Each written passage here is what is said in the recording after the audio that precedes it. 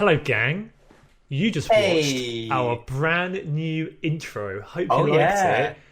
Uh, New Sandbox intro. we'll link it in the description. Our music was provided by the lovely Ollie Crayford, who Yeah. we'll put him in the description. He's got a channel. He's got all sorts of funky tunes on there. It's got Spotify. Look, so yeah, go check him out. Other than Definitely. that, we've got a podcast that we need to get on with. We do. This is Sandbox number 39. We're very close to 40, but We not are. quite. So this one's going to be a really bad one, so that the next one's really good. Only That sounds joking. good. Don't go. Please. Please. Every second is worth watching. Jack, how you feeling? I'm feeling good. We're filming this a little too early for ales, so I've got some nice refreshing water, but from a beer festival glass. Oh, look at that. Yeah. I was there's a drinking bit water of- earlier. Then I drank it all before this started, so I'm drinking nothing. Good plan. It was that long, intense setup period we had. So, obviously, other than our 2021 games Bonanza, which I do recommend you watch, which was our Yeah. last episode, if you That haven't was a seen lot of it. fun. Generally, the beginning of January is a bit of a it's dry for like every industry on the planet. Yeah.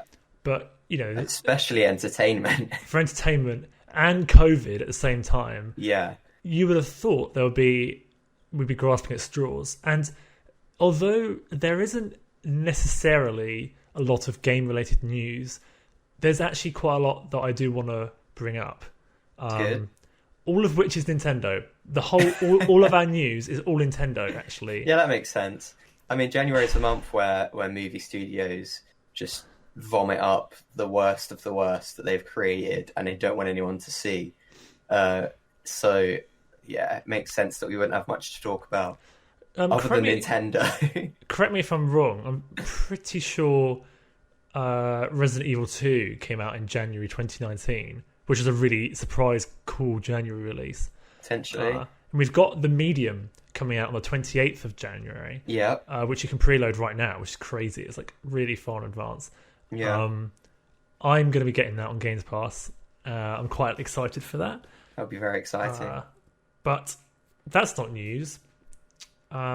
This is news. As of recording right now, Yeah. there may have already been, but sorry, let me rephrase that. By the time this video comes out, there may have already been a Nintendo Direct announcement. Oh, cool. It's looking like it's imminent. So we're not going to speculate too much on if there will be one. Hopefully, for the future, people watching this, it isn't a crappy third-party one that they've been doing recently, and they reveal like some crappy-looking wrestling game, and that's it. Hopefully, it's a big meaty one. We haven't had a Nintendo Direct, a meaty one, for like almost a year. I think the last one was in February last year. Yeah, or I can see him something. doing a big 2021 upcoming direct. So we only have, in terms of first-party releases, we only have one game on the list. We've got some exclusives coming. We've got Monster Hunter Rise. Yeah. There's some others as well. Monster Hunter Rise is definitely the big one. But in terms of first party from Nintendo, we've only got Super Mario 3D World plus Bowser's Fury. Oh, yeah. Now, that's supposed to be coming out soon. We still don't know what on earth Bowser's Fury is. I have no idea. Yeah. Oh, I should mention actually the reason why it's looking like a Nintendo Direct is coming. Obviously, other than the fact that there hasn't been one for ages, they consistently always update their website with a blank spot right before announcing a Direct, All right. and they've done that 3 times. Like from yesterday, they've created 3 new blank spots on their website. That is like a very, very consistently right way of predicting that there's going to be a direct imminently. Jamie's been doing some super sleuthing. Yeah, Reddit. Obviously the only thing we don't know is what sort of direct it will be. Hopefully a fat one. That one. So Jack, what games can you remember off the top of your head that we're still expecting from Nintendo that we could hear from a direct? What, this year or this year? Well, not this year because we've only got one game, which is Bowser's Fury this year. I can literally only think of Bowser's Fury, which I am excited to find out more of. I'm talking games that they've announced that are exclusive to Switch, which are coming out at an undetermined date. I mean, I think I like Breath of the Wild 2, but that's not going to come out this year. For me, what, do you think it will come out this year? I reckon there's a good chance it'll come out at the end of the year, yeah. That would be very exciting if it did. I suppose there's not really a reason it couldn't come out this year. Not really. Like, it feels too soon, but it's not. It feels too soon for me because I got a Switch and Breath of the Wild extremely late. Because it would have been 4 years. Yeah, no, that is true. Okay, that. Yeah, you've convinced me. We could see Breath of the Wild this year. I personally, I think at the very least, they're going to show more gameplay of Breath of the Wild. That's what I'm thinking. We might see more of it this year, at least. At some point this year, we are going to know something because they released like a proper segment of gameplay. Yeah, that is such a tease. Now, I could see them showing more gameplay and maybe even announcing a final release date, or at least a much more set in stone release date. It took them something like 7 years to make Breath of the Wild. Yeah, but of course they're reusing a lot of stuff. Yeah. And they don't have to worry about the Wii U, and they don't have to worry about porting it to the Switch. Yeah. They've got all the apparently the physics engine took years to make alone. So 4 years seems like plenty of time to make a sequel to me. Yeah, now you've got the base of the game all prepared already. And it's not like they can, or would even need to, like, I don't know, improve all the graphics or anything like that. Like, the game's brilliant looking already. Like, Switch probably couldn't handle much more. Like, you just gotta keep it the same and add more gameplay. Or will there be a Switch Pro? Oh my god! Maybe they're gonna announce Switch 2, Switch U. Not Switch 2. So last year they said that they estimated that the Switch was halfway through its life cycle now. That's quite exciting. So they have we've talked about this to death, but they have a tendency to release upgraded handhelds. They've done that, like, literally every single handheld they've released, there has been an upgrade version at some point.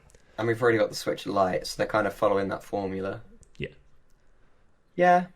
I reckon in the Nintendo Direct, we will see an update, a huge content-adding update to Super Mario Party.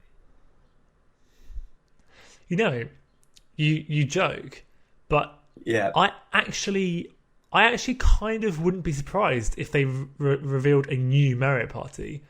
A new Mario Party. I think that's actually not a bad bet. It's been like 3 years since Super Mario Party. Yeah, I guess. It could happen. I really like Super Mario Party. I just want more to it. Yeah, I do think that they've rushed out that game to capitalize on, like, the sudden Switch success. Yeah. Plus the fact that that year was not amazing for Switch games. There wasn't that much out. Yeah. That was like a filler game for sure. We did. Unfortunately, a lot of people were hungry because a lot of people who had the Switch had their last Nintendo console was, of course, a Wii. So it'd been years since they played Mario Party. Yeah. They could definitely do better. Yeah, for sure. That'd be nice. I'd love a new Mario Party. Yeah. Like a proper one. I'd be really up for that. Go watch Jack and Jamie play Mario Party at the beginning of our channel. One of our first videos. We reviewed that game as well. It was like our first openly versus, I'm pretty sure. Yeah. That was an like old 2 video. years ago, back in your parents' house. Good times. What else have Nintendo announced? One of them isn't actually first party. It's an exclusive third party game. That isn't Monster Hunter Rise? Yeah, that isn't Monster Hunter Rise. They announced this like 3 years ago. I don't know. I'm going to know it as soon as you say it. So Bayonetta 3. Oh, okay, yeah. I would not have guessed that. We've had almost, not quite, almost radio silence from Platinum on that. Yeah. They updated us last year by saying we're still developing it. Promise. because they said nothing. So it's still coming. Like, don't forget. I'm really excited for Bayonetta 3. I love Bayonetta. Yeah, I've never played a Bayonetta, but I've watched them be played. They're always very, very action packed. It's just great. Very crazy games. I mean, we've already got the January update for Animal Crossing, so I feel like there would be nothing more to say about that in a Nintendo Direct. I think they said there was an update at the end of January for Animal Crossing. Oh, really? Yeah. What else they could add? It's already all snowy. Yeah, I think they are doing more, which also makes me feel like they talk about that in a Direct, hopefully. Yeah. That's There's always one, quite nice. There's one other confirmed game, and this game's not coming out this year for sure. Yeah. But hopefully they're going to talk about it a little bit more. Hopefully, which is Metroid Prime 4. Oh yeah. Which my personal bet is that will come out as a cross-gen game for the Switch and the Switch 2. Switch 2? I think. What, you think it's coming out in like 4 years? Yeah, I genuinely think that's coming out in 4 years' time. Yeah. I thought you were going to say for the Switch and the Switch Pro. No. Although the Switch Pro... That won't be cross-gen. Won't be cross-gen, no. Yeah.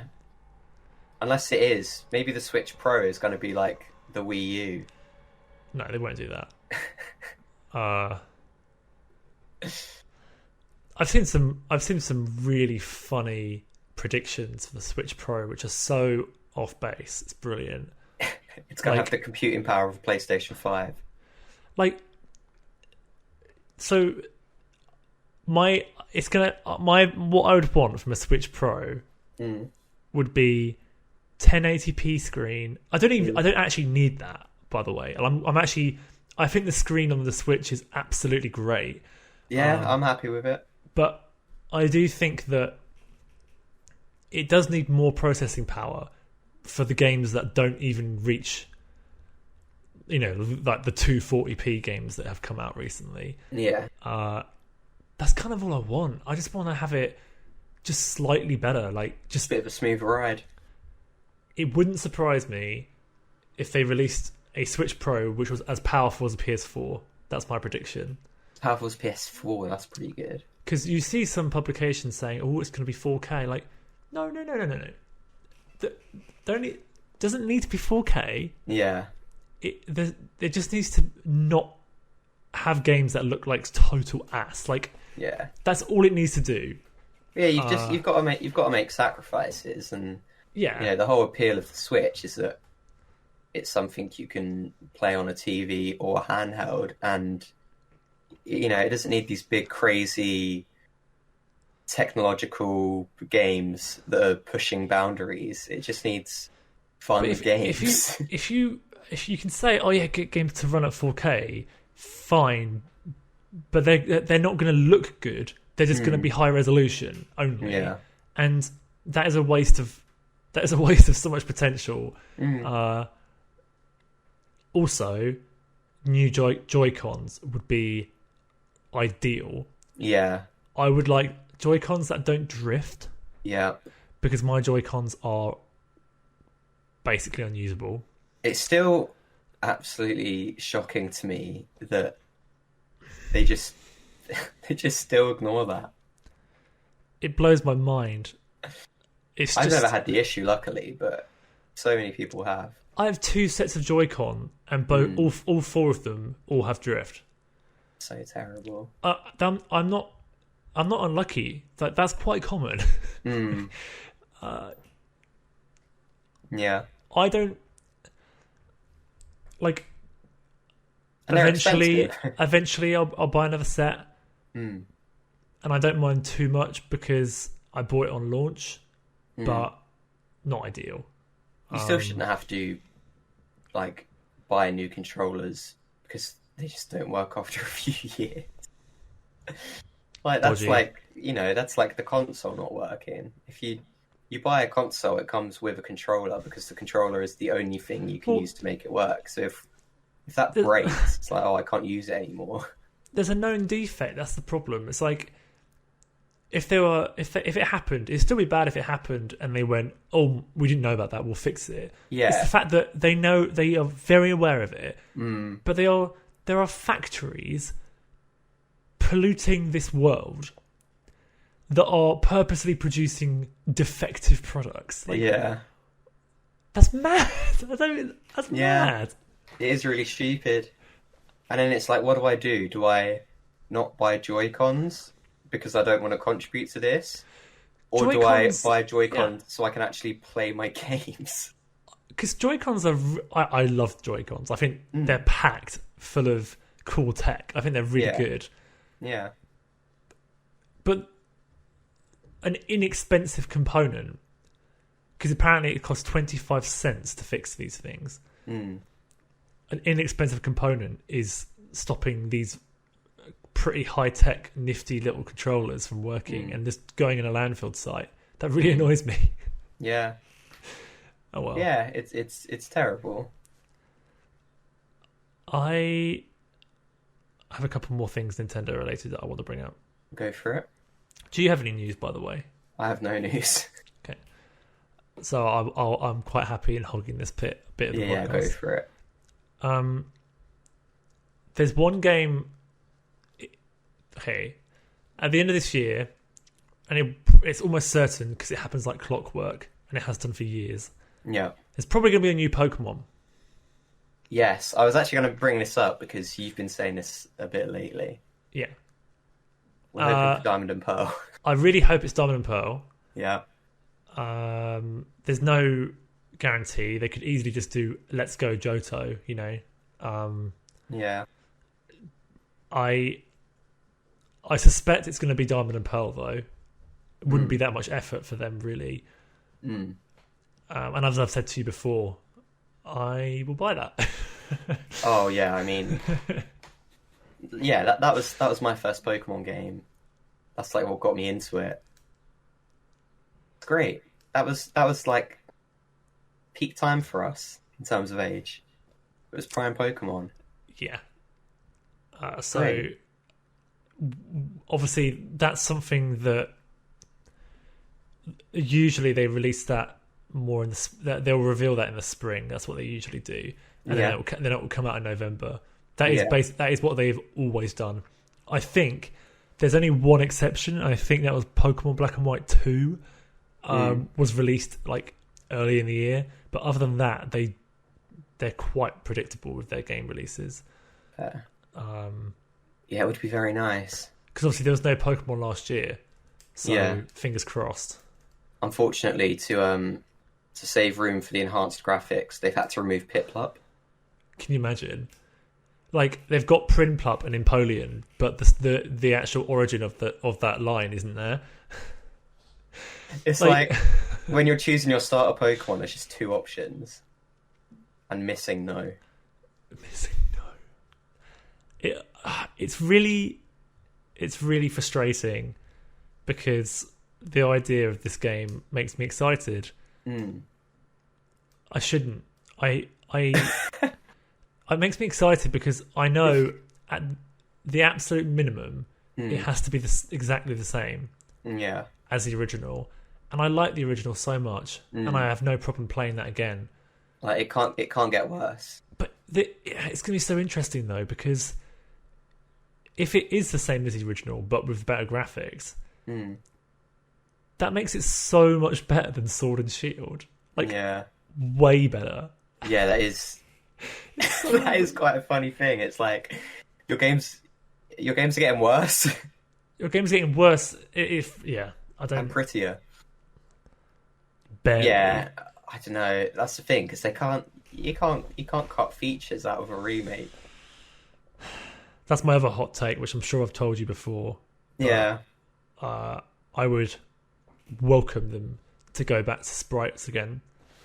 Yeah. I would take really nice, crisp HD sprite work over what they're doing with the 3D. I would happily take that. Or just, I don't know, a different, more simplistic art style.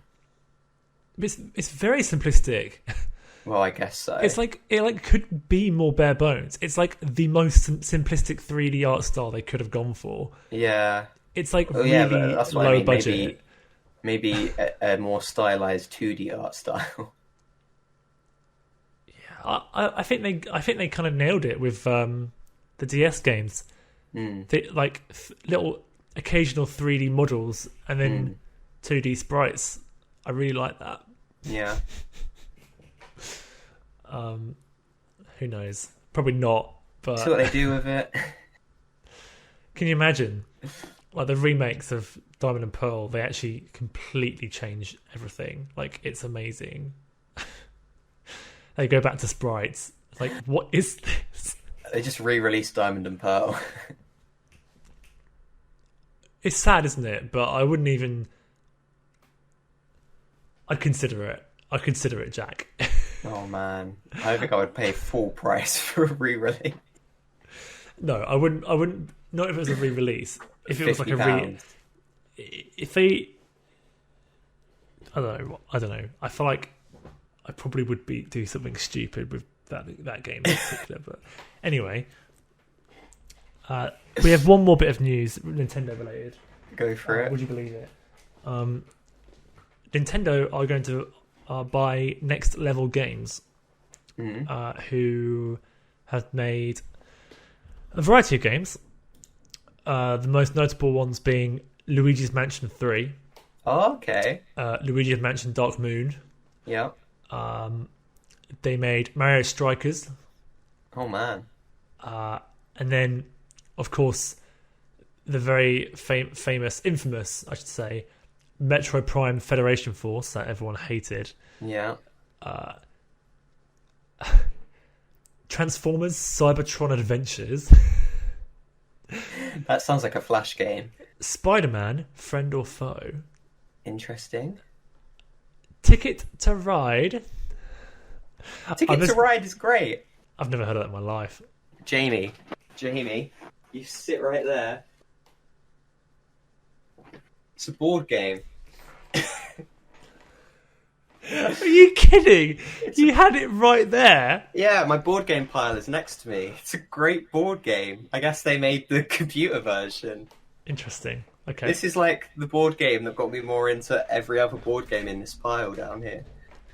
That's so interesting. Okay, well, they made that. And they made the Wii Punch-Out game. So they've made Nintendo games before. Yeah, they've made a bit of a mix. They've made some absolutely great games, like Ticket to Ride. So, I think they're Canadian. Fair. I mean, you go on their website, and it literally says, "We are a AAA Nintendo developer." Oh. I think so. They weren't actually owned by Nintendo, but They I think the writing was on the rule when it came to that. I think that was... Yeah. I kind of thought they were already. I thought the people who made Luigi's Mansion were Nintendo developers. You would have thought so, wouldn't you? Yeah. They're It's a big franchise for them. Yeah, Luigi's Mansion 3 was fantastic as well. I really like that game. So good, really good. Anyway, yeah, that's quite exciting for them. That is all the news that I am going to discuss today. Good stuff. So that moves us on to the next part of the podcast, where it's called the train spotting part of the podcast, where we discuss what Steam engines we have seen recently. Yeah. Oh look, Jack, tell me about everything. What we've been watching and playing. Give me. I've been watching, playing. I've got a big old list, so let's smush on through. What should we start with? Movies, TV, games. Let's refresh ourselves by talking about movies for a bit. Okay, right. So it's been a while since we've discussed this. I've watched many movies. I'm probably forgetting many. Oh, I know what I was going to say about over Christmas, but we never did like a Christmas podcast.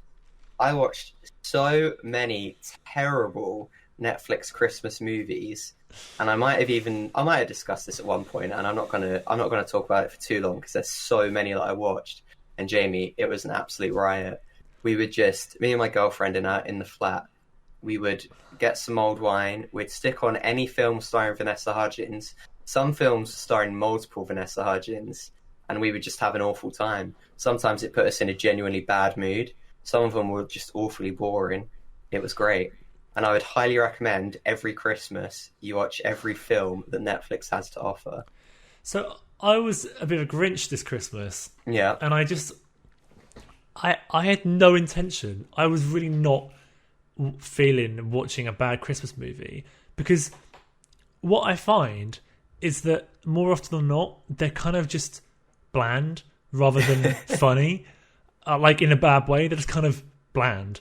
Yeah, there was like two of them that were just nothing was happening, no conflict. In one of them, the second act low happened 3 minutes before the end, and then it was immediately resolved. I did watch one, actually, which was pretty good. I quite enjoyed it. See, for me, my standard yearly routine is like Elf, Love Actually, Muppets Christmas Carol, maybe a bit of Jingle All the Way for the absolute ridiculousness. Your standard Christmas films that you watch. And this year I thought I would be a bit sadistic. I watched Princess Switch, The Princess Switch 2, The Princess Switch 3, The Night Before Christmas, A Christmas Prince, A Christmas Prince 2, and my girlfriend wouldn't let me watch A Christmas Prince 3. But then there were many others. Holiday, starring Emma Roberts. Yeah, I keep seeing that everywhere. That was always on my screen. The two main characters are horrendously unlikable. Ugh. Which is very fun. It's great. There's so many. They're all the same. It's just Netflix wants to be the new Hallmark. Yeah. I don't get it. Like, so I watched two. One more than two, other than the classics that I've already seen before, like Home Alone, all that. Because I love watching those. I think a part of the reason I wasn't feeling it was because this year was weird, and it felt like I'd already watched all these movies recently. Yeah. Even though obviously it'd been a year, it felt like it'd been less than a year. Yeah. And I was kind of like, man, I'm not feeling it. Such is the nature of 2020. But I watched Love the Coopers. I've seen that one. Which it wasn't like amazing or anything, but it was definitely not awful, and I did enjoy the movie. It was fine. Man, it's got a really good cast. It does, yeah. It was a bit like directionless, but I did enjoy it. Yeah. And then I watched one of the worst Christmas movies I've ever seen, which was Christmas with the Cranks. Oh man, yeah, that's a classic bad Christmas movie. I couldn't believe, like the main the main character lady was just screaming like all the time. Who is it? It's Tim Allen, and It is Tim Allen. I can't picture the wife. Even though I know it's someone really famous. Yeah, I can't figure out. Jamie Lee Curtis, of course. Yeah. Yeah. And I was saying to my girlfriend how I think it was because it was more modern. Like, if it was an old movie, I would have found the stupid cheesiness kind of funny. But because it didn't have that old charm to it, it was just kind of like terrible. Yeah, I think some of it's a bit dated. Even for when it came out. Like I don't know, it's because it's got that whole thing of like everyone's uber traditional Christmas, and it's just like but I don't know, you probably do get that in Middle America nowadays as well, where like the whole neighborhood expects you to do all the traditions and stuff. Yeah, it just kind of makes me angry at everyone.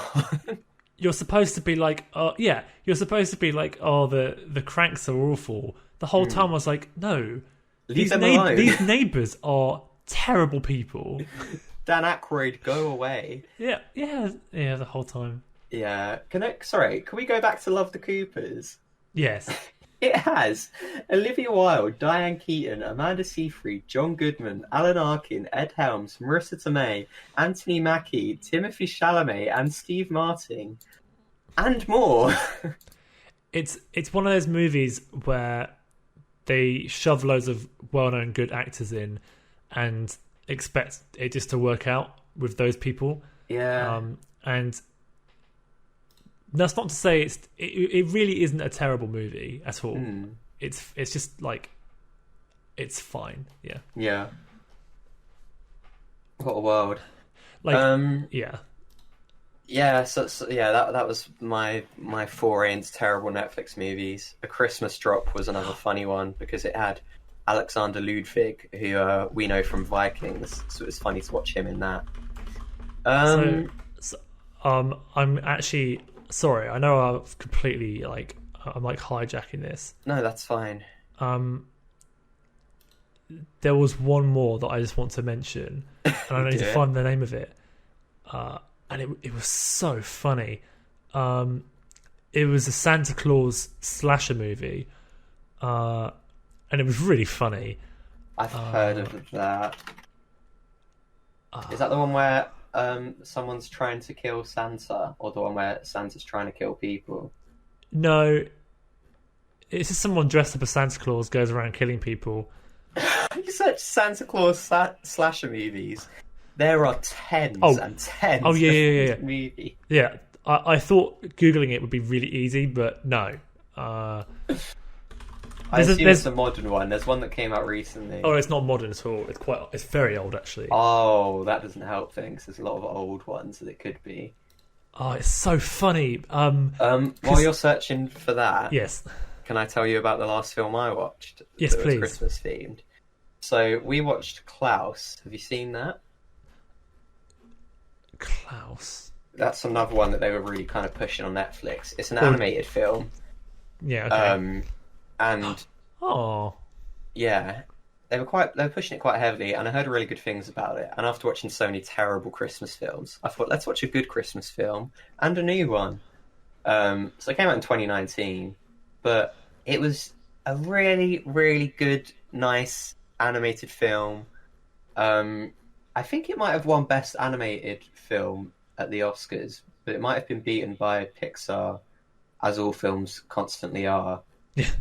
But it was really good. And the director, I think he directed some old, Disney film, not old, but some Disney classics like Emperor's New Groove and stuff like that. Yeah. And you really felt that at times, because there were times when it really, with the main character, the postman, yeah, and the guy Klaus, who kind of is like Santa Claus stand-in, they have very much the same dynamic as the two main characters in Emperor's New Groove, and it's really funny. But it's really good. I won't spoil it too much. It's kind of like a Christmas origin story. So it's quite interesting at times the way they present things. Yeah, it's really good, very sweet, very, very well animated, quite different, which is always fun. And the ending's really nice. Bit sad, bit bittersweet. I should watch that next year. That sounds You definitely really good. should. It's really good. It's not really Christmassy. Okay. But it still kind of put me in the Christmas spirit. Yeah, but I feel like if you go really Christmassy, then it sometimes becomes a bad movie. Yeah. So yeah, it's very nice. I'd recommend that one. Have you found your Santa slasher yet? Which one was it? it's called Silent Night, Deadly Night. That's the first one that came up when I searched Santa slasher. So this movie was banned in some countries, and like had like tons of complaints, and people thought it was awful. Now, bear in mind, it came out in the 80s, 1984. Yeah. So by today's standards, there's no way that the movie would have been banned, right? It's not that bad. Yeah. But when it came out, I think the concept of having Santa Claus be a murderer was quite disturbing for a lot of people. Yeah. This movie is so bad; it's brilliant. The story is just completely nonsense. Basically, a kid sees his parents get killed by someone wearing a Santa Claus outfit. Yeah. And then years later, he gets PTSD from it and becomes the Santa Claus killer. And the movie, it's like any good 80s horror movie. Yeah. It loves boobies. Oh, and of course. There are so many hilarious situations where female characters get undressed for whatever reason. For no reason. Yeah, for no reason. So like they'll have the best. There's a few times, like for example, when his parents are murdered. Right, this is a really like meant to be a harrowing scene. It's the basic. It's the origin of this movie. Right, that's how it happens. Yeah, it's his Bruce Wayne moment. The woman is inexplicably naked. Right, so they're in a car driving back from getting some petrol, and then they get stopped by the Santa. But the woman, the kid goes to see his mum who's been killed. And she's got an axe in her chest, but her shirt has come undone, and her boobs are out, and it's like, okay, not the time. There's like several kind of The Room style sex scenes, which are really uncomfortable and last too long. Yeah, and are like really weird. There's a woman who's just had sex. She quickly whips her shirt on, goes upstairs, and the Santa Claus killer's there, and he gets her.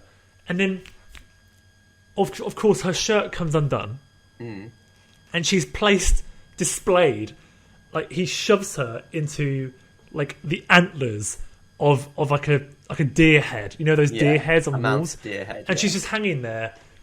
Of course, she's naked. Like it's absurd. It's like no, this is so. This is so bad. This is just, and the Santa Claus killer goes around going, you boy, stuff like you're on the naughty list, and brilliant, axes them.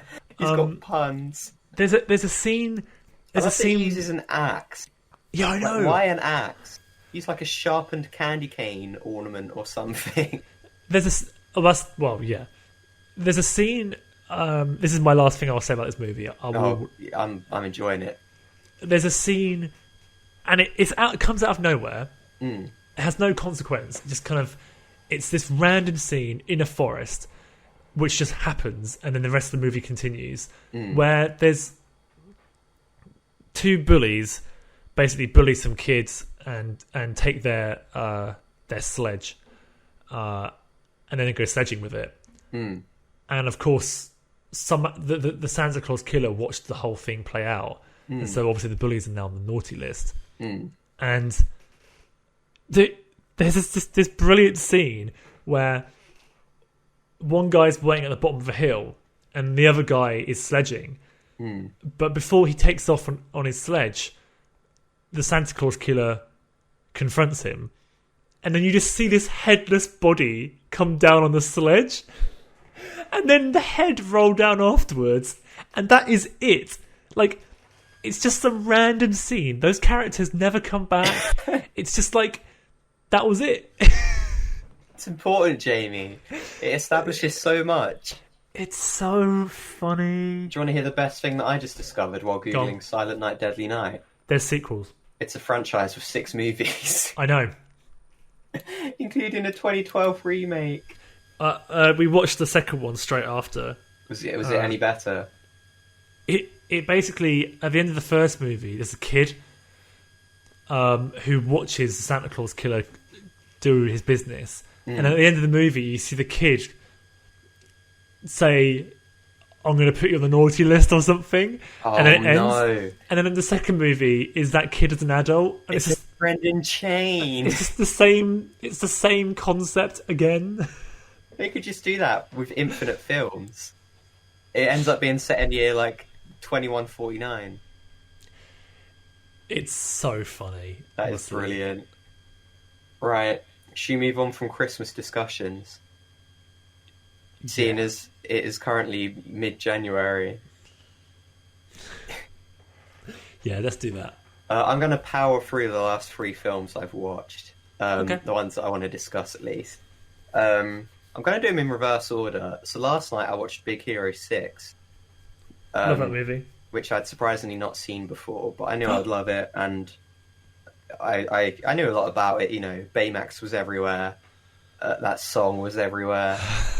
Yeah, I thought it was a really great film.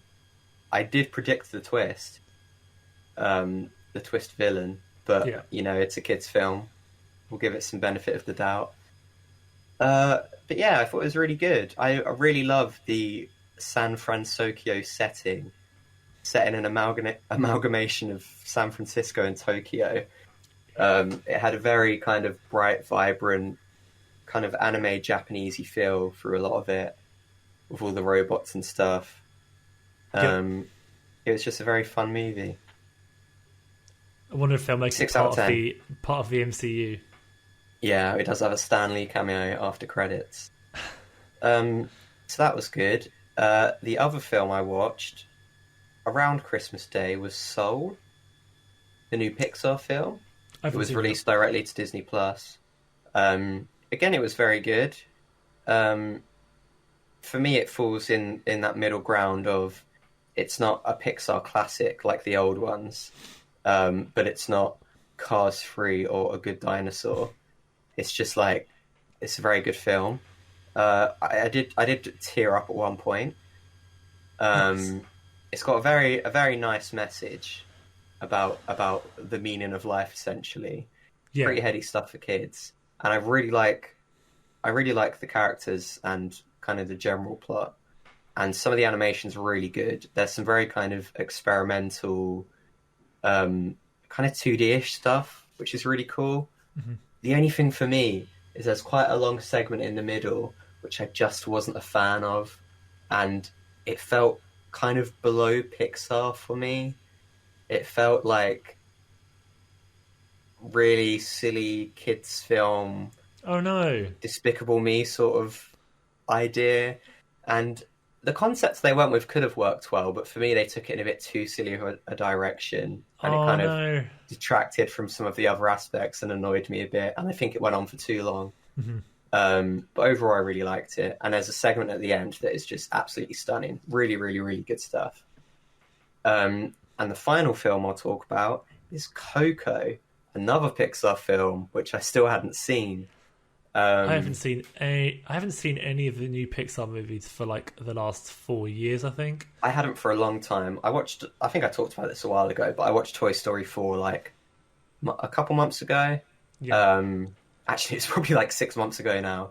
And I did enjoy that. So that kind of made me want to watch some of the other newer ones. Because I watched Toy Story 4, actually. That's the one exception. I did watch that, yeah. I had been put off by some of the Pixar films, but you know they do still have some swings and hits, like Inside Out and stuff. In my opinion, at least. Jack, Inside Out came out like 6 years ago. Yeah, I know, it was a while ago. That was a really old movie now. But still, Coco though, I really, really loved everything about it. my favorite Pixar film in many years. Potentially one of my favorite Pixar films. Whoa. Okay. Maybe not. It's hard to say that with all the classics. But it felt like it ranked with the classic Pixar films for me. That's it was good. really good. The animation was absolutely stunning. If I get a chance to watch it in the cinema in 3D, I will. And I'm taking you with me. I'd love to see that, yeah. Some of the designs are really good. I'm a massive fan of the kind of Mexican Day of the Dead theme, whatever you call it, style, aesthetic, like Grim Fandango, that sort of thing. Yeah. That's really fun anyway. It's really good, and it's very respectful of Mexican culture, Nice. very kind of understanding of it. I'm pretty sure the whole cast is Mexican, except for the cameo from what's his name, John Ratzenberger. But yeah, it's the highest grossest animated film in Mexico of all time, so I think that kind of says it all. But yeah, I also cried like a baby Very at that cool. film. I heard, sorry, what's the new Soul, isn't it? Soul, yeah. Apparently it has Graham Norton in it. It does, and so this is another thing. I get a little annoyed sometimes when animated movies cast people like this, because I think there's so many like genuinely talented voice actors who just do voice acting, and then they get pushed to the sides by big names for the sake of pulling people in. People who are oftentimes not right for the job at all. No. I think in the new Lion King remake, there was a lot of that. Some of those people shouldn't have been cast. They should have just hired voice actors. However, Graham Norton was really good in this film. Yeah, I've heard he was really good, yeah. He was, I thought he was going to be terrible. So I was like, oh, he's not a voice actor. But he was really good. Very well cast as well. I still agree with you, though. Yeah. Like, I still think that voice actors need to have... Like, they are better. It's their job to do voice acting. Yeah, they and are Pixar's often increasingly going that way. Like, there's a lot of big names in Soul. Jamie Foxx is the main character. Tina Fey, I think, is the secondary protagonist. Right. And obviously, these are people who have done voice acting before, at least. But yeah, fine. Yeah. It's still just a bit like. I think Beyonce is one. She's often cast in animated films, and she's not a good voice actor. No, I know. I've seen that before. I don't know. When I mentioned Lion King, she came to mind. Just hire a voice actress or voice actor. Yeah, but what stuns me? Well, you say, "Oh, hire a voice actress, hire a voice actor," or just an actor. Okay, yeah. In Beyonce's case, yeah, just hire an actor. Why would you hire Beyonce? Yeah, she has acted before, but again, I don't think she's been that good in anything. I can't think of anything other than Dreamgirls and Obsessed, and I think she was good in Dreamgirls, but I think that was probably good directing. I don't know, I haven't seen that film in years. Anyway, that's my movies. That's all I want to talk about. That's a healthy selection you have. With a little hot take thrown in. It was a few weeks to get through, and I've watched a lot of movies because I'm stranded in my home. Have you got any more movies you want to discuss, Jamie?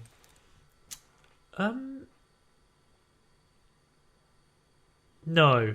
Should we move on to TV shows? Only my occasional Marvel movie update. Oh yeah. I'm up to Ant-Man now. Well, Yeah. as in I've just watched Ant-Man. Yeah. That movie's... And whenever I watch it, I'm just like, this could have been an Edgar Wright. Yeah. But there's always that. Like, it's an enjoyable enough movie, but you can just feel the wasted potential. It's really interesting because I feel like the final act of the movie is when the reins are completely given over to Disney/Marvel. Because most of the movie is like a heist movie, and the last bit is just your typical fighting section to end off the movie, which probably was Marvel's intervention. I can't remember exactly what it was. It probably wasn't one thing, but I know there are a few things that Edgar Wright kind of wasn't up for. I think one of them was them going to the Avengers facility and kind of shoehorning Falcon in. You can, yeah. Just stuff that you have to do in a Marvel film to connect it to the universe and stuff. And it is tough. That's not that bad in fairness, though. I mean, if he decided to leave the project because of that, I didn't even think that scene was bad. I thought that scene was quite fun. I don't think it was just that. I think it was just a kind of, in general, lack of control, which I think Edgar Wright needs a lot of control over his films because they're so tightly knit together. He's a well-known director, and so he probably doesn't want to put his name against something that isn't really his work, you know? Yeah. He doesn't need to. No, exactly. He's got plenty reputation. There's moments like... Oh, sorry, go on. Sorry, I was just going to say, there's moments like Michael Pena telling the story and everyone's mouthing it, what he's saying. I know, exactly. It's a very strange movie, actually, in the MCU, watching it again. Like, it was weird when it came out, obviously. It's not exactly a hot take. But just the fact that they've got this crazy technology that's just in Ant-Man, and it's just kind of this thing that happens, and then they move on for a bit, and it feels weird. I also feel like the movie that came out before it, which was Age of Ultron, was a very weird movie. Age of Ultron won before Ant-Man? Yeah. Man, that's weird. That movie, Age of Ultron, was confused. That was a confused movie. They were trying to I feel like I get what they were doing in terms of the greater story. It was good because it set up Civil War and it set up that whole thing, which was good, right? I like Black Panther and stuff as well. I feel like they could have done more with Ultron. I think Ultron was a major letdown. He was a wasted villain for sure, and you got James Spader. He was great. I think that I didn't like it. I didn't like him as Ultron at all. No. I He thought was probably Ultron miscast. But I thought Ultron just came across as he seemed way too human. Yeah. I didn't like that at all. Yeah, if you're going to do Evil Robot, you need to do Evil Robot. But he should have been really menacing. Yeah. Which he was at the beginning when you first see Ultron and he crashes the party. He's actually genuinely creepy. And then the rest of the movie is just there are no strings on me. I love that. Yeah, the puppet motif is great. I will forgive them if they bring Ultron back, though, because I think Ultron should come back. And easily could. I think it makes no sense to me at all that they could have gotten rid of Ultron so easily. Like, you're telling me there's no backup Ultron anywhere? Yeah, he's literally a robot. He could just be in every electronic device in the world. We didn't see the Vision at the end of the movie. We didn't actually see him kill Ultron. So that's my bet. That's just after watching it again because I was reminded of the ending. Yeah. Let's talk about games. Talk about games? Yeah. I actually don't have a massive amount to talk about in games. I'll start with what we've played together because I don't really need to talk about that. This is a plug for our channel right now. So I played some Age of Mythology with Jamie. I've started to play some of the campaign and to learn it, and I'm loving it. It's a nice, fun, classic RTS. Yep. You can watch me and Jamie play that together. We also played through the entirety of A Way Out, which was very fun. Co-op, split-screen online adventure game. Mainly like, QTEs and point-and-click sort of thing. But you're more in it for the plot and the gimmick of it. So that was a lot of fun. It was a lot of fun to just like dedicate an entire day to just playing a game. Yeah, so that was good stuff. First episode of that will probably be out by now. Stay tuned for more. Other than that, though, I've gone back and played more Dawn of War, which I'm probably also going to play for the channel. That's the Warhammer 40k RTS. Came out just after Age of Mythology. It's really, really great. It's probably slightly less in-depth than Age of Mythology, but it kind of makes up for it in just being cool sci-fi. If you're a fan of Warhammer 40k, then you're going to enjoy it anyway. and that's a lot of fun to return to. I've downloaded some mods for that, which is really fun. There's like Tyranids and other races. Very cool. So yeah, I'm enjoying that. Other than that, I played Dicey Dungeons, which I got in the Yogscast Jingle Jam Dicey Dungeons Christmas charity bundle. That's a really fun little dice game. You'd probably enjoy that as well. You literally just roll dice, and then you have like different moves. That's quite and cute. Then you have to roll certain numbers to. I've heard of this before. Moves. It's really fun. It's a really simple game to just jump in and out of, and it's got very like tongue-in-cheek humor and stuff. It's a really cool little game. I'd recommend that. Well, Cuphead and his pal Does that remind you of Cuphead? Yeah, I guess it's got kind of a... They like to roll the dice. Whoa. Yeah, it's got kind of a silly, old-timey, cartoony style. Like some of the enemies are just really stupid. I'm just looking at this like really big chain gun guy. It looks pretty fun, actually. Yeah, I think you'd like it a lot. It's really fun. It's kind of like a little deck building game. It's very enjoyable. Dungeon crawling, deck building fun. The final game I played is an old one. It's Little Inferno. Do you remember Little Inferno? Yeah, I have played Little Inferno. Yeah. It's a game where you sit and you burn things. I hated it. I remember you saying you hated it. I enjoy it. I think if it was any longer, I would hate it because it's basically parodying like the worst of video games. Yeah, and that makes it terrible. See, no, I don't think so. I think it manages to still be entertaining because there's the whole aspect of you buy things, you wait for them to come in, you burn them, and then that allows you to buy more things. But the longer you go on, the longer you have to wait for things. So you have to spend tokens to make things come quicker. However, because you can get tokens by burning things in different combinations and then skip the wait, it's fine for me. Because I don't spend the whole game waiting. And I enjoy the periodic lore updates. It's so pointless. Oh, I really enjoy it. Yeah. I'm glad you enjoy it. I think I can see why you would dislike it, but I think it does enough to not be what it's parodying to still be enjoyable.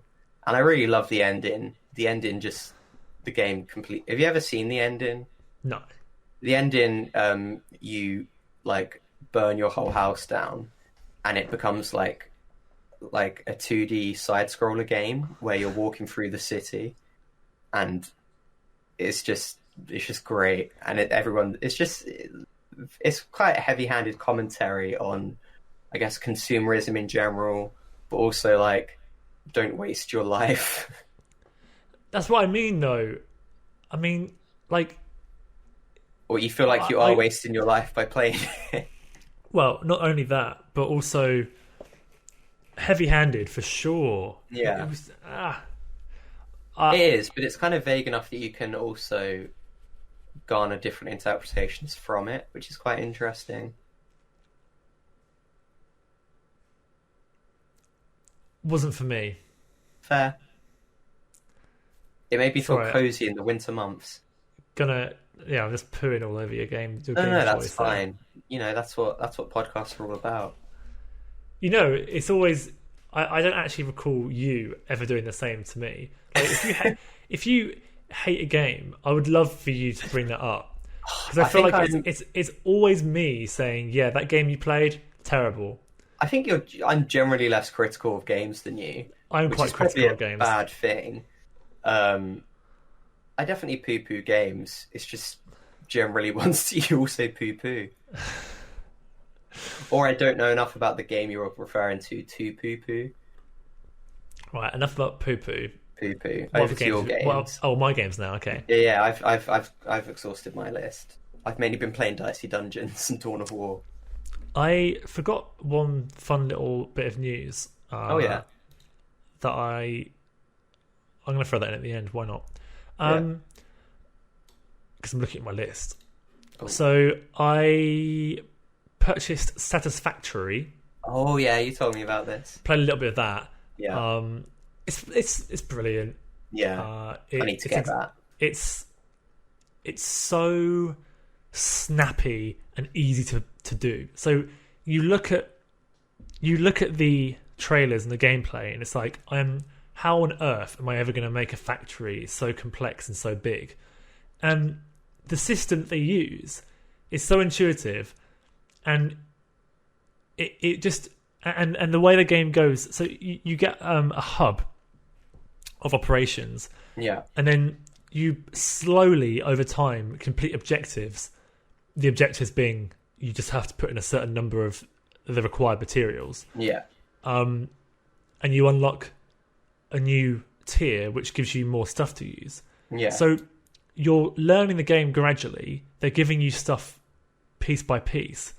But of course the objectives, although they start off, they're simple in that it's like, I want 300 bits of wire, 200 iron ingots, 200 iron rods. That's all it'll be. But of course, as it goes up, it asks for more. And so it forces you to make a bigger factory, because you can, if you wanted to, complete the objectives just by standing at a craft station and hammering 300 bits of wire until you've got enough. But by slowly increasing the requirements and slowly giving you more and more stuff that you can use, you're encouraged to make these massive factories, and it's really good. I mean, I'm looking at the screenshots on Steam, and some of them look absolutely insane. So you can, my factory's a mess because obviously I was just learning it. But already I'm planning my next game where I'm gonna I need to be more organised, and because once it scales up, if you're not organised, it gets very confusing very quickly.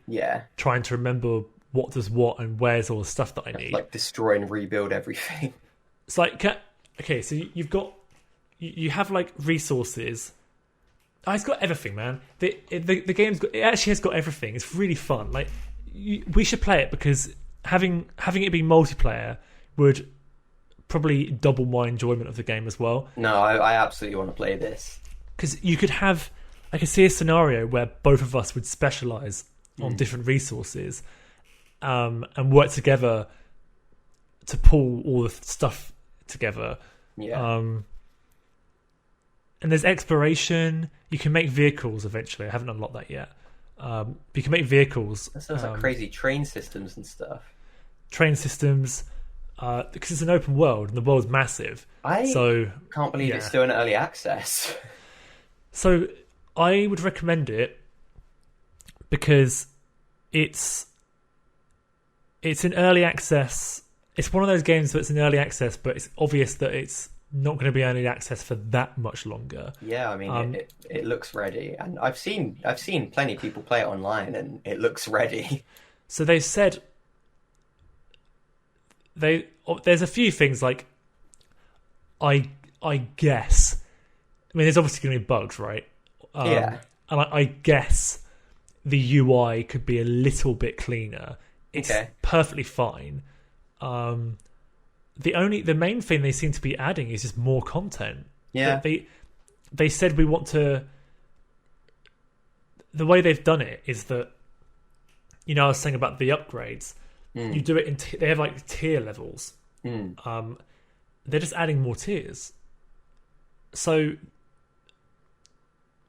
the final game will be the same, just longer. Like this is the way you should do early access. Well, I mean, I don't know how they got their money, because the game looks wonderful. Like, this is a like reasonably high budget game. Everything looks really nice, which really adds to it, honestly, because you start a mine, and there's no a lot of these games, like stuff's kind of happening in the background. It's just numbers, and you're seeing like, oh, you're getting more coal, but you actually see it with your eyes. Like you see. So in my base, there's a coal. I found a coal mine up on a hill, and so I've got this coal mine area that has a massive conveyor belt feeding coal. Feeding copper even, and it's got. You see every individual clump of copper going down, and then it goes. You see one of them is fed into two different smelters. Yeah, and you see the copper ingots coming out, and then they get split into two different things, which create wires and all sorts of different things. It's great. It's really cool. That is really hype. Yeah, I mean, I'm definitely down for playing this as soon as possible. I've wanted to play it for a long time anyway, to be honest. I just point out as well, the company that makes Satisfactory, Coffee Stain Studios, do you know the 3 other games they've made? I recognise the name Coffee Stain, you know. So they've made a game called Sanctum, which is I know that one, yeah. first-person shooter tower defense game. Looks very cool. Then they made Sanctum 2, which also looks very cool. And then they made Goat Simulator. Huh. That's really interesting, isn't it? That is really interesting. And then they didn't make anything for 6 years because they've been working on Satisfactory. You can tell. Yeah. So, I've been mainly playing 2 other games. Yeah. Resident Evil 2, which I finished finally. Fantastic game, would recommend. Yeah. And of course, Cyberpunk. Oh yeah. Have you finished it yet? So I've been trying to avoid the ending for as long as possible. I've been doing like I've done like most of the side missions. Cool. Most of the sub missions, which are called gigs. But I kind of I kind of want to 100% the game eventually. Yeah. But I'm losing steam on it. And so I want to now. I've now decided to go into the main mission, the final mission of the game, of the main quests. You're going to finish it just as I get it. Yeah. Well, yeah. I've kind of decided that I will come back and 100% it when they start releasing updates and DLC. But for now, I just want to see the ending. There's 6 endings. You get to a point in the game where it says, "This is the point of no return." Yeah. This is the final mission. You'll be booted back here once you've beaten the game, sort of thing. And I'm happy with the ending that I'm going down. You get different choices depending on what you've done in the game. Yeah. It's not as cool as it sounds, I have to say, but it's better than having one ending. Yeah, why not? So yeah, soon I'll be able to tell you what I think about the ending of Cyberpunk. Yeah, that'd be quite exciting. I'm in the final stretch now. That'll probably be in the next podcast. I thought of one more game I've been playing. Go on. Orcs Must Die 2. Let's look this up. Oh, do you not know Orcs Must Die? It's another one I got in the Jingle Jam bundle, and I just remembered. It's a tower defense game, basically. Looks pretty sweet. Where you kill orcs. World of Warcraft vibes from the graphics. I guess. It's actually quite cartoony, actually. I was going to say, it's very silly and cartoony. Yeah, it's not like that at all. But yeah, obviously it's kind of just based on World of Warcraft, Dungeons and Dragons type creatures. It's very silly. It's very fun. There's a third one out now, but I didn't get that for free, so I haven't played that one. Cool. Yeah. Is that games done, Jamie?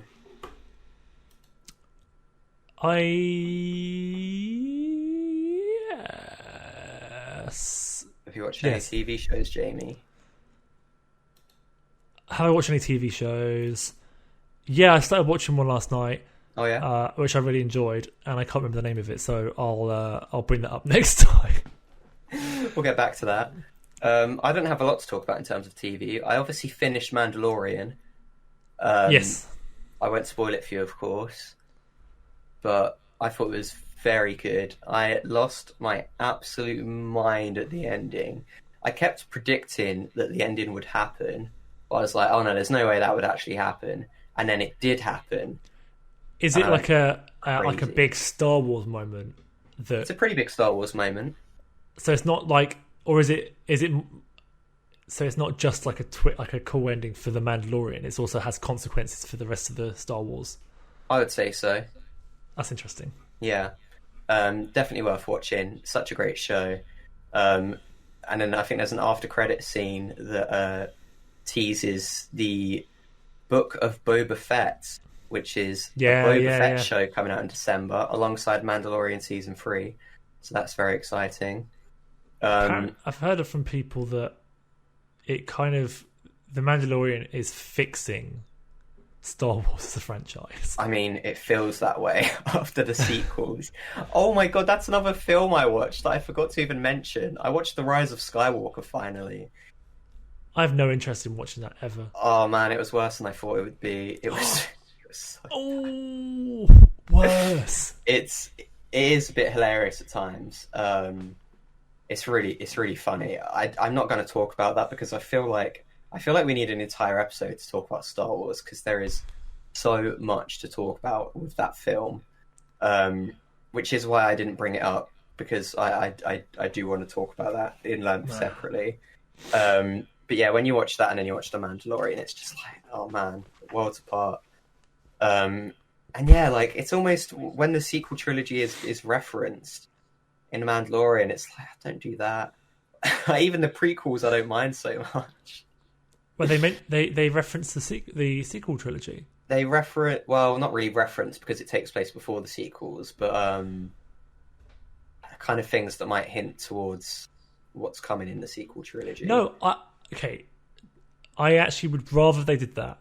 They address it. I cannot stand, because apparently they've been making the prequels feel a lot more connected to the rest of the universe. That's a good way of putting it. Yeah. And so I would much rather they just did that. The sequels exist. Unless they decide to announce that they're no longer canon, I would rather they are acknowledged, and that somehow, in my head at least, makes those movies, not the movies themselves better, but their existence better. Canon. At least it comes together in some way. Yeah, it feels like it's maybe going to lead into the sequels a bit more and maybe go into more details about the background, because I mean, I'm sure you know pretty much the whole plot of Rise of Skywalker anyway.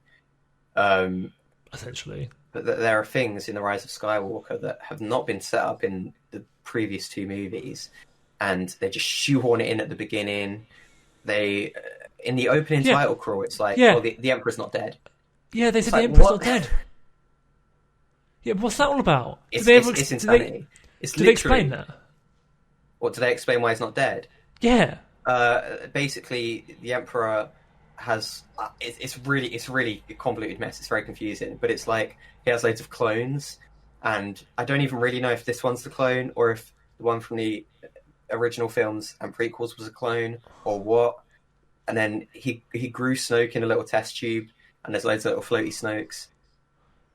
Madness.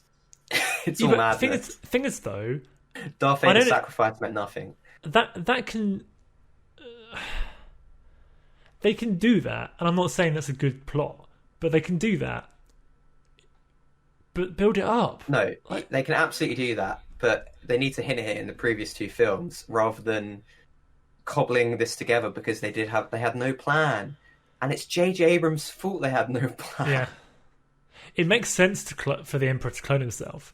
Like cloning, they had 3 movies that were all about clones, all about robots, and then for the rest of the Star Wars franchise, you don't see many robots or clones. There's a point in the film where Charlie from Lost, who I'm pretty sure is in it because he's friends with J.J. Abrams, who is involved with Lost. Right. And he says cloning ancient Sith technology. I was thinking, but the Jedi use clones in the prequels. That's not Sith technology, is it? Or is it just something Sith can do with the Force? I was very confused. I think we should watch it together one time, have a nice watch party. Yeah, I mean, it's not. I mean, it's the Republic of whatever the galaxy. Yeah, it's just a Republic. Isn't it? Their army were clones. Yeah, they made clones. They weren't Sith. They weren't. Unless you want to be very, very convoluted and say, the Emperor ended up being a Sith, so he was in charge, and it's really weird stuff. I don't know. I guess maybe there's an explanation for it. It's just a weird line to throw in. Why say that? It just confuses things. Also, come on, Charlie. The reason why there's no clones in the original trilogy is because they destroyed the cloning facility. Yeah, because they were like, clones are bad. Look at what happened. Yet the Emperor had the technology to clone himself and didn't create a clone army from that. Yeah, I don't even know. It's very weird stuff. Because he totally could have done that. Charlie. I mean, are you able to clone a Jedi? Yes, because the Emperor cloned himself. Therefore, if you can clone a Sith, you can clone a Jedi. Why not make an army of clone Sith? Jamie, if we're going to get into logistics, there's far worse things in the film that make no sense. Because hear me out, right? Yeah, I can understand why the Republic wouldn't do that. Yeah, because the Jedi Order is sacred, and they keep the balance. And making a billion Jedi clones would wreck the balance. Yeah, but the Siths don't care about that. So why wouldn't they just do that? Can you clone midichlorians? And then can you eat all the midichlorians? The Emperor being a clone would suggest that yes, you can. They don't ever say the word midichlorian in Mandalorian. They say M. They say his M count is high, which I love. It's like they're a bit scared, but they're gonna dip the toes in. Yeah, I mean, the Emperor wills millions of Star Destroyers into existence, seemingly through the Force. I don't know, maybe he builds them all in a factory, but I don't know how. Just millions of Star Destroyers appear, and no one knows what happened. Well, I just wonder, I don't know. I will say Rian Johnson is also to blame. Yes. Some of his decisions in the second film. But someone at Disney should have stepped in and been like, can we set up a third film a bit better than this? But and Rian Johnson's very stuns competent. Me how they've managed to... They've got the exact right directors. I mean, didn't Taika Waititi do one episode of The Mandalorian as well? I think he's set to do a future Star Wars film as well. He is, and it's... I don't know if they've actually announced the name of it. I'm not sure. They've announced so much Star Wars stuff. They're going the right direction with... from now onwards, it looks like they're going the right direction with what they're making. Hopefully. But the problem is... they've just got this huge weight dragging the whole thing down. And I can't help but think that it would be better to just make a new franchise entirely from the ground up. Make a cool... I didn't forget Star Wars in general. Yeah, kind of. I love Star Wars. I love the aesthetic. I love the characters and stuff. But the story is so nonsense I think that at it this drags point, it down. Abandon the Skywalker saga for good, which I think is what they've said they're going to do. We're done with Skywalkers. We've had their story, whatever. But also, you can make more Star Wars stuff. Just set it all before the sequel trilogy, and you don't have to address it ever. Or it's not like the technology changes particularly. Or they really go all out in trying to fix the plot holes by creating things to fill the gaps, which they could do. It just might get too messy.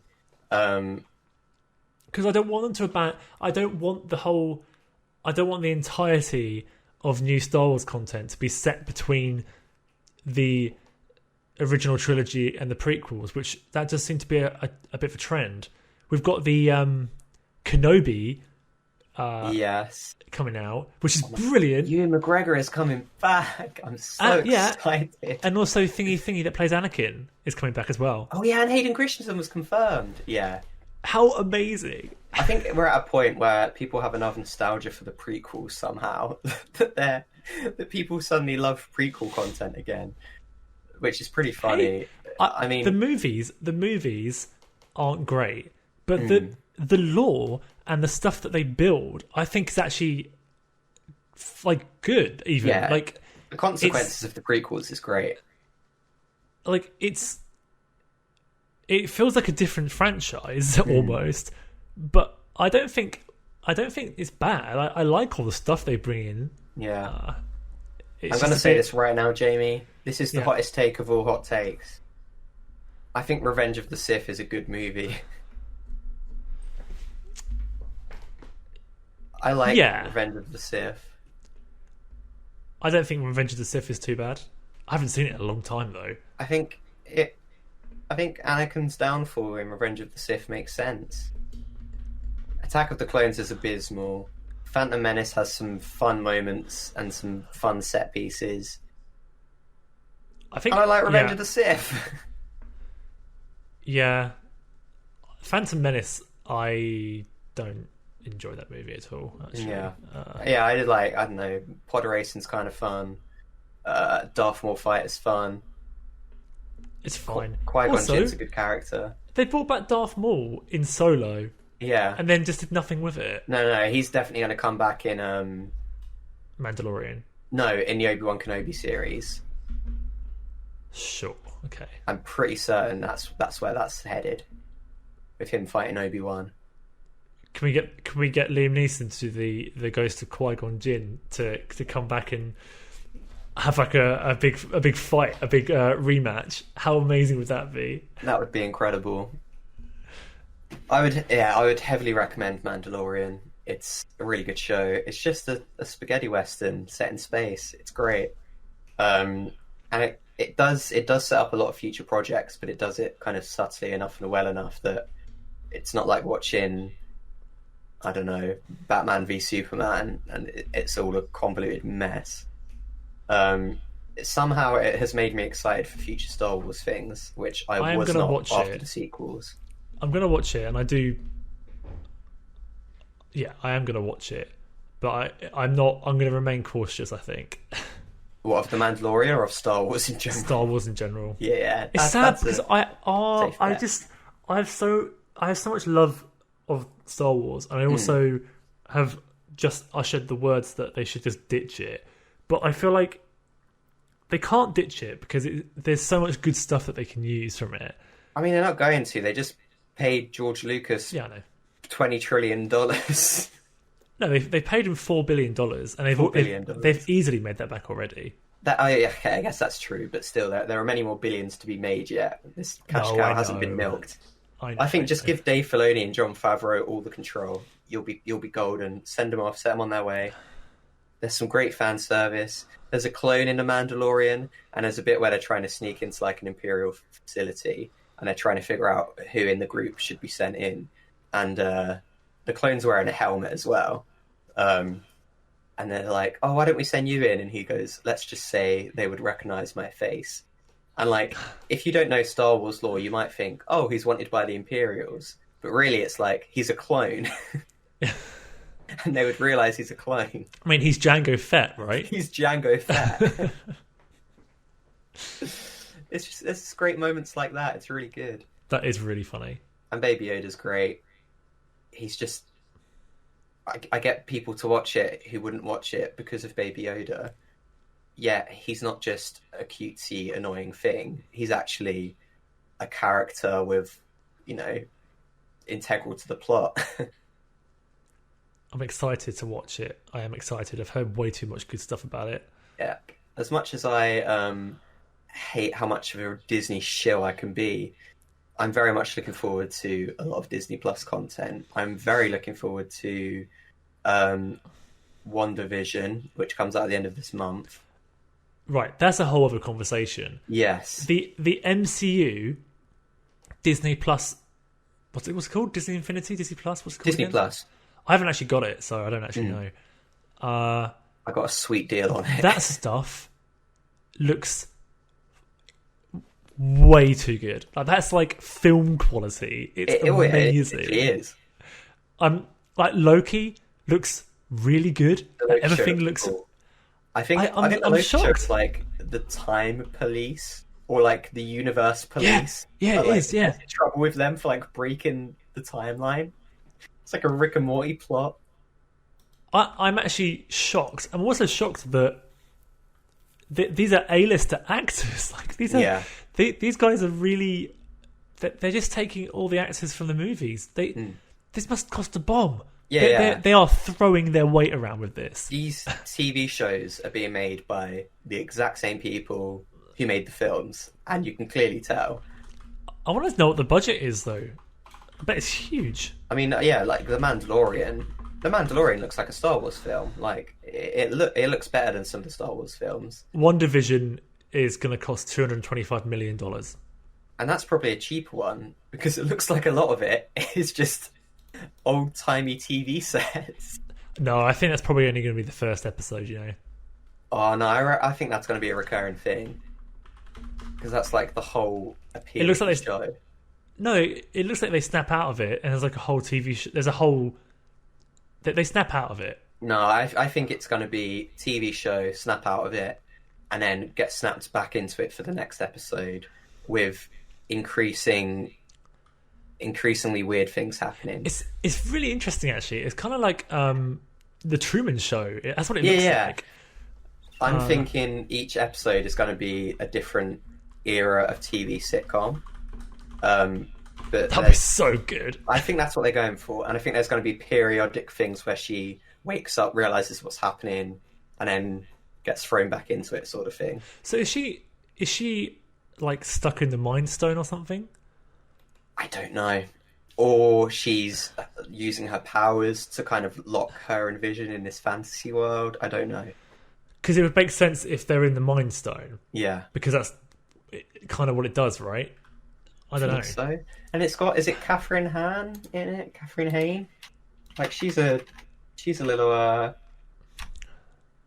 think Catherine Hahn or Catherine Hahn. Like, she's a comedy actress. And she actually, from the trailer, she looks like she's pretty good in this.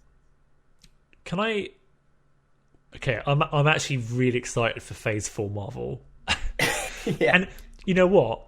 In my opinion, I was nervous before because they had Endgame. And it's like,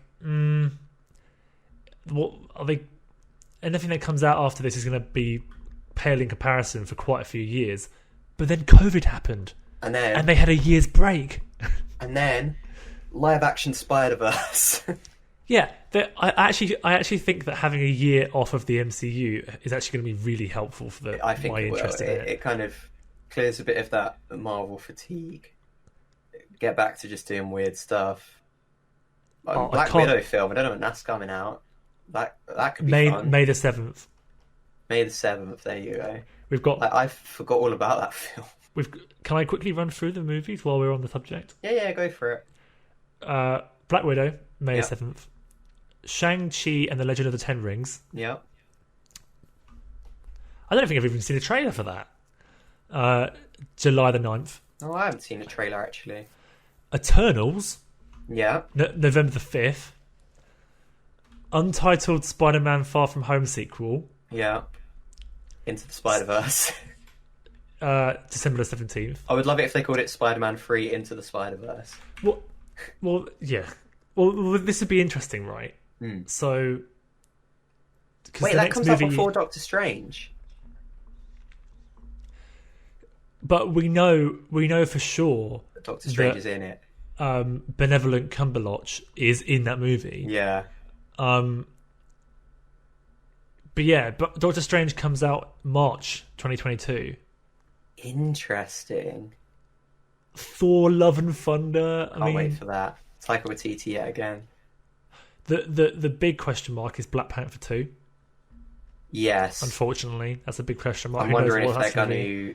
If Letitia Wright's going to become the new Black Panther. I don't know what they're going to do. Yeah, because it's one of those things where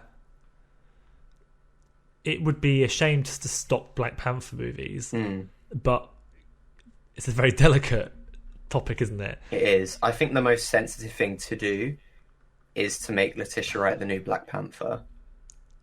Yeah. Especially because you can kind of see that being maybe where her character arc would have gone eventually anyway. Yeah. I think she got in some real life controversy not long ago. I was just about to say that. She posted a load of anti-vax stuff on Twitter. That was it. You know, I see that sort of stuff, and it just ruins this illusion that when you see a good actor, and you kind of just think they're a cool person in real life by default, and sometimes, she's probably all right, but like that is a terrible opinion that she's got there. Yeah, it does. It does very much sway your opinion, doesn't it?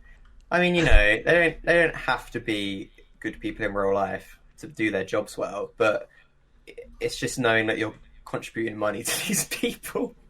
Yeah. Yeah, it's, you know, it's like anything. If some big CEO does something controversial, there's consequences for that. Kevin Spacey had a very long, beloved career. I mean, yeah, stuff like that's a great example. You know, you don't want to contribute money to people who do those things. We've got, well, so it sours your ability to rewatch them as well. It's like, kind of. I mean, in that sense, you've got to think that there's thousands of people who work on these films who are also getting punished if you just kind of blacklist these films based on the actions of one person. Yeah, I think it's fair enough if you don't want to watch anything future with Kevin Spacey in, because that's their fault for casting Kevin Spacey. But yeah, that's my 2 cents. We've got 4 more movies on this list, by the way. Go for it. That's not even including any TV shows. We haven't done that yet. So we've got, after Black Panther 2, we have Captain Marvel 2. Yep. Guardians of the Galaxy 3. Yep. Ant-Man and the Wasp: Quantumania. I can't wait for Quantumania. What a name. And then Fantastic Four. Oh man. Okay, that's the one I'm most excited for, other than Spider-Verse. I am so excited for Fantastic Four. Am I a fool for getting yet again excited for Fantastic Four movies? No. I wasn't excited for the last one because it wasn't part of the MCU, so I was kind of less interested by it. Yeah, because it was an absolutely abysmal film. I'm excited for casting announcements, to be honest. Yeah. I want to know where they're going to go with Fantastic Four. Are they going to go younger? They're going to go older? Right, we've got some I want Chris Evans to return as Human Torch in the multiverse. You know, the thing is, you know that the multiverse stuff paves the way to just slotting in Hugh Jackman, as Wolverine, and having, you could do anything. Yeah, I don't know if he would do that, but yeah, he needs to not be Wolverine anymore. Like that's now. I think it should be recast for sure. Yeah, Logan was absolutely perfect finale for that. Yeah. I mean, I was actually talking to a friend about this last night. I think that, so apparently X-Men The New Mutants is part of the MCU, but in like a, oh yeah, it's one of the many universes sort of way. Okay. And they address that in the film? No. That is nothing. There's no references in any movie about this. This is just purely someone who was in charge of the making of this movie said that was the case. Okay. Now, the wise thing that they should do, for sure, is completely reboot X-Men. Please. Yeah. They can't bring in all that baggage and nonsense. No, the New Mutants can't be the introduction to the new X-Men. And try again. They did it with Hulk. Try again. Also, Quicksilver died in the MCU, but also exists in the X-Men universe? Or did he die in the X-Men? They can't do that. Or was he in New Mutants? Well, Quicksilver has been in multiple X-Men Wait, movies. does New Mutants take place in the general X-Men universe? I haven't got a clue. I don't want to watch that movie because it's not very good. It's so convoluted. I don't know what's happening anymore. Right, can I read you the TV shows now? Yeah, do it. Okay. WandaVision. Very excited. I forgot about this one. The Falcon and the Winter Soldier. Also excited for that. Less so than Loki and WandaVision, but I'm still intrigued to see what they do with it. Yeah, that's definitely the most generic looking one. Yeah. Loki, obviously. Yep. What If? What If looks very cool. Oh, yeah, I know. Miss Marvel. They're bringing in some like real interesting I characters just here. remembered some of the ones that are being introduced. Hawkeye. Yep. Moon Knight. Moon Knight starring Oscar Isaac, I'm pretty sure. I haven't got the information in front of me right now. I think Oscar Isaac's playing Moon Knight, which is quite exciting. She-Hulk. Oh yeah. I hope the Hulk is still a character that is in the MCU. Oh, they could do so much more with him. Yeah. You could do Grey Hulk. You could do the. I feel like She-Hulk would be a great way of replacing the Hulk with a different Hulk. You know. Yeah. The Guardians of the Galaxy Holiday Special. I mean, that's not a series, right? That's got to be a one-off. I don't know. Yeah, I don't know what that is. That's really funny. Secret Invasion.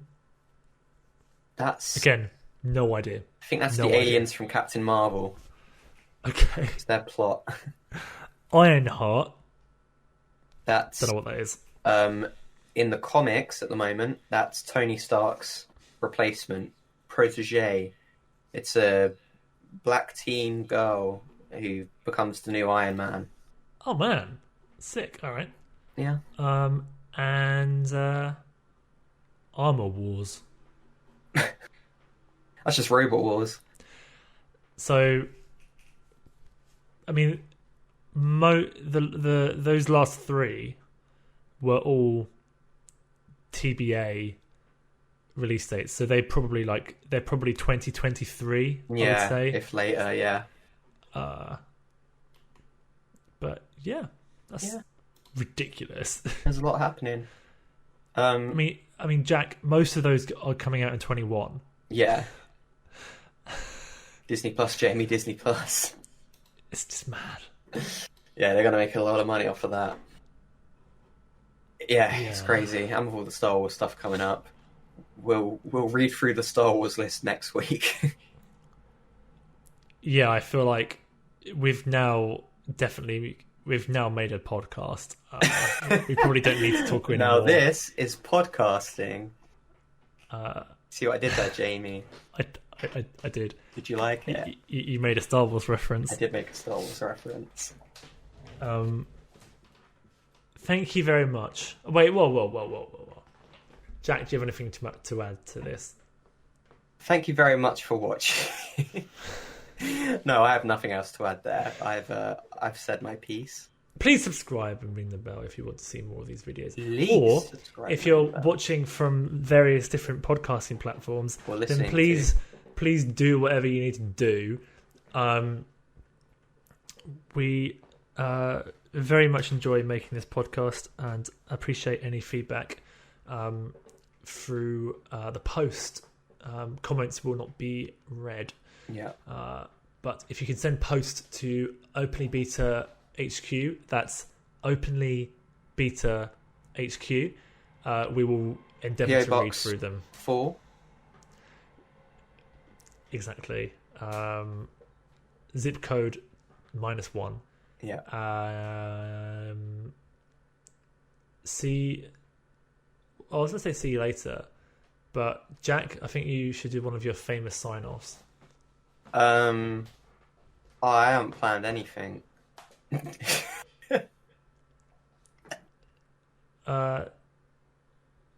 Have fun. We all need to be heroes. Share the good times. Goodbye. Speak for yourself. You did good, Jamie.